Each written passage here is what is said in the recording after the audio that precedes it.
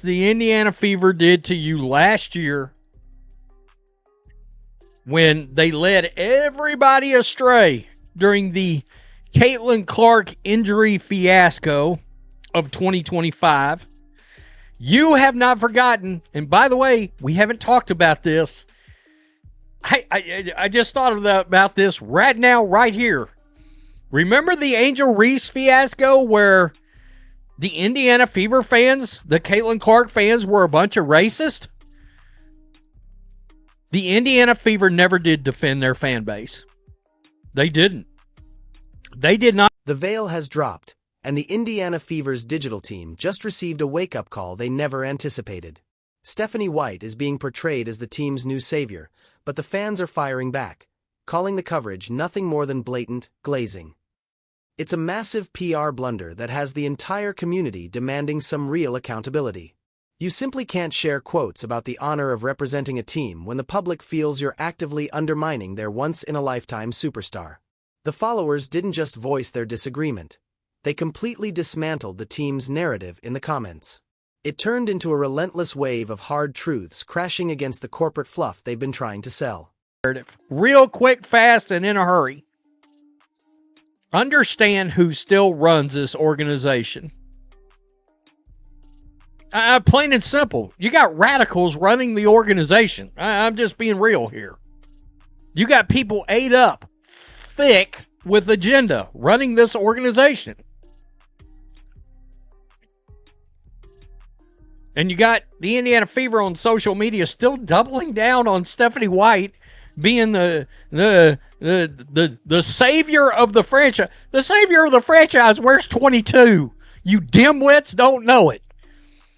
The Fever's social media manager likely thought they were sharing a touching tribute to Stephanie White's career, but they sparked a full-scale uprising instead. Fans have long memories regarding this program, and they certainly haven't forgotten the drama surrounding her time at Vanderbilt. Many are pointing out how that program struggled significantly before she made her way here. These accusations of glazing are sticking because the team is trying to cast her as a legendary figure while ignoring the massive reality in front of them. That reality is Caitlin Clark, and people are noticing that the team's promotion is drifting away from the woman who is actually filling the arena. It's a risky strategy when your crowd grew from 4,000 to 17,000 thanks to one athlete. Did they think no one would notice? And were you going to bother to tell anybody about it? Or just keep telling fans she's day-to-day so they'll keep buying tickets? That is a massive issue. You combine this with the fact that it seems like we got a coach that believes Kelsey Mitchell's the best player on this team. Again, love Kelsey. Maybe the most dynamic scorer in the league. Scorer. One-dimensional. Scorer. Caitlin Clark's the best playmaker in the league. All around. Scoring. The gap between the front office and the supporters is hitting a crisis point that feels nearly impossible to bridge. Fans are labeling the staff as incompetent for doubling down on this specific story. While the most gifted playmaker in the league is being pushed to the sidelines, the audience is genuinely frustrated by how the team presents its content. They see right through the polished press releases and the scripted quotes about pride. One viewer even noted that the organization seems to be prioritizing a head coach over their marquee players and the ticket buyers. This is the kind of organizational pride that can sink a team before it even gets a chance to shine. The fans are being vocal, they're upset, and they're bringing up every past mistake to prove their point. Let's look closer at Stephanie White's path. Head coach Stephanie White's journey. Fudge me to tears. Mother fudge me. I'm trying to clean it up. Trying to clean it up a little bit for y'all. Oh, the rage bait. Oh. Woo-wee. Y'all did not miss on this post at all. Right here. Yeah. Oh, God. Oh, God. Just wait until you consider the injury disaster of 2025 that left the fan base feeling completely misled. The team kept the public in the dark, insisting Caitlin Clark was merely day-to-day, while they continued to cash in on ticket sales. It felt like a classic bait-and-switch move to keep the money coming in regardless of the actual situation. By the time the truth came out about how serious her ankle injury really was, the fans' trust had already vanished. People are citing this as proof that the front office cares more about their profits than the well-being of the players or the fans. You can't treat a generational icon like a secret and then expect the public to applaud when you post a tribute to the coach. How you present content. Oh, wow. They are really picking a head coach over their fans and stars. Lynn Dunn, mentored Sides and White. Shit, God, Christy Sides, I'm so sorry. I really am. Oh, the whole organization is a nepotism mess. We will see if White earns the title Star Killer this year. Wow. Wow. Does she take great pride in how she decimated the Vanderbilt program? Shots fired. Then there is the situation with Kelsey Mitchell, which is creating a major rift in the team's chemistry from the fans' perspective. Make no mistake, everyone appreciates Mitchell as a high-energy scorer, but the coaches seem to think she should be the heart of the team. Fans are watching the world's top playmaker standing idle in the corner while the offense completely stalls. It's essentially coaching negligence to take a talent like Clark and use her as a mere distraction. The comment sections are overflowing with people telling the team to stop forcing Stephanie White into the spotlight. They want to see their star player reach her potential, not watch a coach try to act like the smartest person in the building. Keep showing more Stephanie White content, the more you will drive Caitlin Clark fans away. Did you even realize the majority of Fever fans are Caitlin Clark fans? Yeah, because you can sure look at the attendance before her arrival. I think it was something like 4,500 a game. I remember looking at the charts, and then it jumped to like 16,000 or 17,000. This is interesting because I, too, actually... From Lynn Dunn to Christy Sides and now Stephanie White, the fans feel like they're watching a small circle of friends just protecting their own. It feels like a closed loop of management that doesn't understand modern playstyles or the incredible impact of a player like Clark. One critic even dubbed White a star killer, based on her previous coaching roles. That is a heavy reputation to live down, and the public is now analyzing her every move under a microscope. If the intent was to create a unified team, the front office has instead accidentally built a massive wall between themselves and their audience. Liberty, we are cooked. Their forwards are down court faster than our guards. Our bigs will be crossing half court about the time we trot past half court and Boston has no backup. I got to tell you, I watched about 20 minutes of that game last night.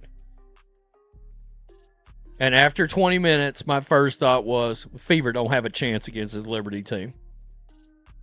No way. The amount of height and length was on full display last night.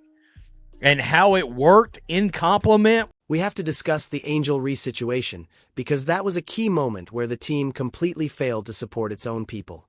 When the narrative began to shift, painting Caitlin Clark's fans as radicals, the Indiana Fever chose to stay quiet. They didn't step up to defend their community or clear things up with any real passion. Instead, they issued a generic statement about an inquiry and then went silent. Fans felt let down by the very organization they spend their hard-earned money on. They felt the team bought into a negative image rather than standing up for the people who actually packed the seats. That kind of letdown isn't fixed by just winning a few games. Because I think my boy Ben Daniel brought this up. I may have mentioned it. I'm going to mention it again in case I forgot. That Kelly Krauskopf is like not even coming out of her home or some shit like that. I guess because of the criticism of this team and of the organization. If that's a fact, then she should be relieved of her duties like immediately. I mean, seriously. Because you can't handle the position. If you can't put yourself out front and center, Can you imagine? Look. The organization is now being accused of following an agenda that values almost everything above actually winning games. Fans are calling out the decision-makers who seem more focused on social optics than winning championships. When you have leaders who are caught up in their own personal goals, the quality of the game on the court is bound to suffer. The Fever are trying to sell Stephanie White as the team's savior, while the fans are wondering where the respect for number 22 has gone. It's a strange choice to sideline your most valuable asset in favor of a coach who hasn't even shown she can manage a spotlight of this magnitude. The reality check became even more obvious after people watched the Liberty take on the Sun. The incredible speed and size shown in that matchup made the Fever look like they were playing a much slower, different game. Their forwards were outrunning the Fever's guards, and the defensive intensity was on a whole other level. One observer pointed out that by the time the Fever's bigs even get past half court, the play has already passed them by. It looks like a looming disaster, and the fans can see it coming. They are watching other teams play fast, modern basketball while their own squad feels trapped in a coaching style that belongs in a different era. The backlash against Stephanie White isn't just coming from a few internet trolls. It is a massive outcry from a fan base that feels completely unheard. They are literally pleading with the team to stop pushing the coach's journey narrative. No one is paying premium ticket prices to watch a head coach. They are paying to see a once-in-a-generation talent transform the sport. When the marketing doesn't match why people are actually tuning in, you get this kind of intense reaction. The fans are at the end of their rope, and many say they'll only stay for the first few games to see if things improve. If that star-killer reputation proves true, those full stands might empty out just as fast as they filled up. We also need to mention Kelly Krauskopf, who has been strangely absent lately, almost as if she's avoiding the public criticism. If you hold a leadership role and can't face the heat when things get difficult, you might be in the wrong place.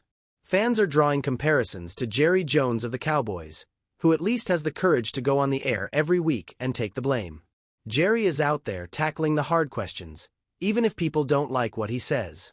Meanwhile, the Fever's leaders seem to be hiding out, hoping the frustration will just disappear. You can't manage something this big if you're scared of the very people who make your business successful. The day-to-day injury story was a breaking point for many fans who now doubt every word the team says. It didn't feel like an accident. It felt like a purposeful lie to keep the excitement going while the star was actually hurting. Transparency is the only real value a team has with its supporters, and the Fever burned through theirs incredibly fast. Now, every time they post about Stephanie White's pride in the team, it only serves as a reminder of that lack of honesty. You can't build a positive image on a foundation of broken trust and expect the public to just go along with the brand. The claims of nepotism aren't just about personal connections. They're about the quality of the basketball we're seeing. When you have Lynn Dunn mentoring Sides and White, it feels like a group that's run out of new ideas. Fans are calling for a fresh perspective, specifically from NBA veterans who know how to manage a superstar with Clark's level of fame. They want to see figures like Mark Jackson or even Larry Bird brought in to help fix the internal culture. The current leaders seem overwhelmed by the global stardom that now surrounds this roster. It looks like a small market mindset trying to handle a world-class phenomenon, and it's clearly struggling. The social media staff is getting roasted for being completely out of touch with their own audience. When they share stories about the coach's path, the comments are filled with people asking why they're ignoring the player who actually saved the team. One fan mentioned that they find the posts laughable and frustrating at the same time. That is a very strong reaction that you rarely see in sports marketing. It reveals a level of annoyance that has shifted from simple disagreement into real bitterness. The team is being told they need to hire a real PR professional because the current approach is simply driving their fans away. Let's look at the actual data, because the numbers don't lie about who really turned the Fever around. Before Caitlin Clark arrived, this team was lucky to get 4,500 people in the stands. Now they're hitting 17,000 and leading the entire league in popularity. Trying to position the coach as the main reason for this revival is an insult to the athlete who actually changed the game. The fans are the ones who saw this growth happen, and they'll be the first to leave if the environment becomes too negative. You can't praise the coach while ignoring the star when that star is the only reason people are watching. The issue with playmaking is perhaps the most annoying part of this whole situation for serious fans. Having the most talented passer in the game just standing in the corner is being called total garbage by the fans. It is a waste of a rare talent and a sign that the coaches don't know how to build a team around a unique skill set. Rather than using Clark's vision to their advantage, they seem to be forcing her into a system that keeps her small. This is exactly what leads to those star killer labels and the fear that White will damage this program just like she did at Vanderbilt. Fans want to be excited, not watch a restricted version of their favorite star. The comparison to the Liberties served as a major wake-up call for anyone who thought the Fever were just a few steps away from being great. Watching Jonquil Jones dominate the paint showed just how much work the Fever's bigs still have to do. Aaliyah Boston lacks a strong backup, and the roster looks very thin when up against elite size and strength.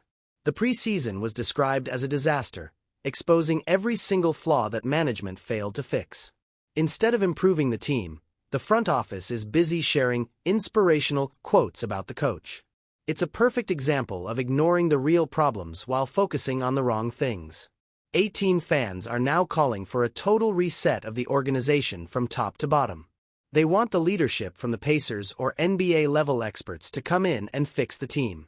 There's a growing sense that the WNBA side is being treated like a hobby, while the fans are expecting a professional standard.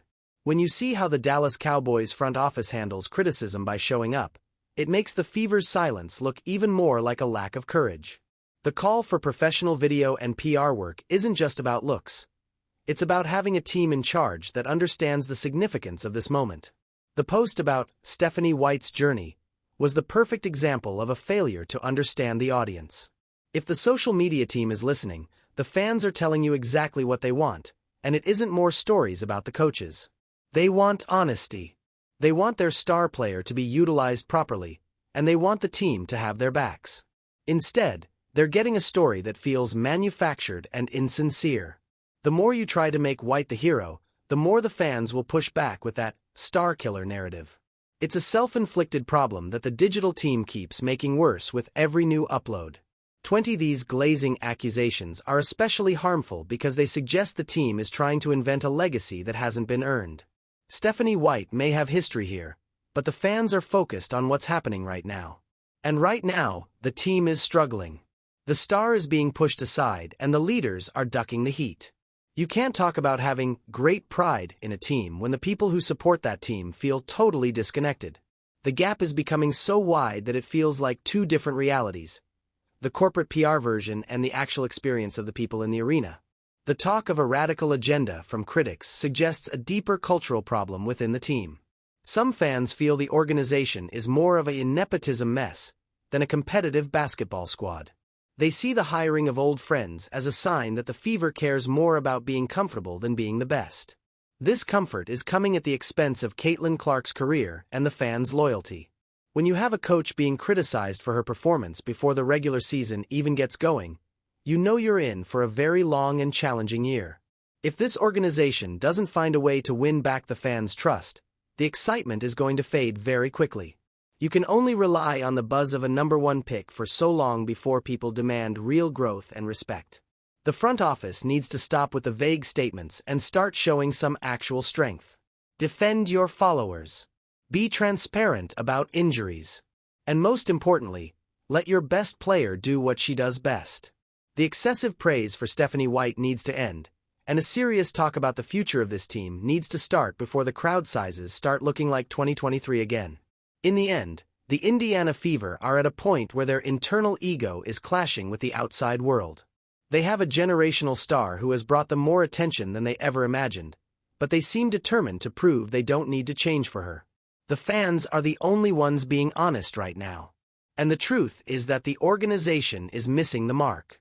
Whether it's the coaching, the management staying in the shadows, or the tone-deaf social media, something has to change.